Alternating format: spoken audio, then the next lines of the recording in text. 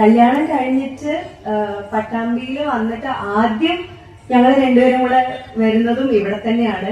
എനിക്ക് തോന്നുന്നു പട്ടാമ്പിയിൽ വീട് കഴിഞ്ഞു കഴിഞ്ഞാൽ പിന്നെ ഏറ്റവും വീട് കഴിഞ്ഞു കഴിഞ്ഞാൽ വന്നിട്ടുള്ള സ്ഥലം കൈത്തളി ക്ഷേത്രം തന്നെയാണ്.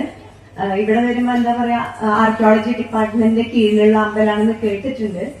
അപ്പൊ ഇവിടെ ആദ്യമായിട്ട് വന്നപ്പോഴും എന്താ പറയാ, ഒരു പഴയ അമ്പലത്തിലൊക്കെ പ്രാർത്ഥിച്ചിരിക്കുന്ന ഒരു സംതൃപ്തി കിട്ടിയിരുന്നു. അതുകൊണ്ട് തന്നെ ഞങ്ങൾ എല്ലാ പ്രാവശ്യം വരുമ്പോഴും ഇവിടെ വന്ന് പ്രാർത്ഥിക്കാറുണ്ട്. ഇവിടെ വരുമ്പം എന്തോ ഒരു പ്രത്യേക ഫീൽ ആയിരുന്നു. അതുപോലെ തന്നെ ശിവരാത്രിക്കും വന്നിട്ടുണ്ട്. പിന്നെ അമ്മയാണെങ്കിലും ക്ഷേത്രത്തെ കുറിച്ച് എപ്പോഴും പറയാറുണ്ട്, ഇവിടെ നടക്കുന്ന ഓരോ പരിപാടികളെ കുറിച്ചും ഒക്കെ പറയാറുണ്ട്.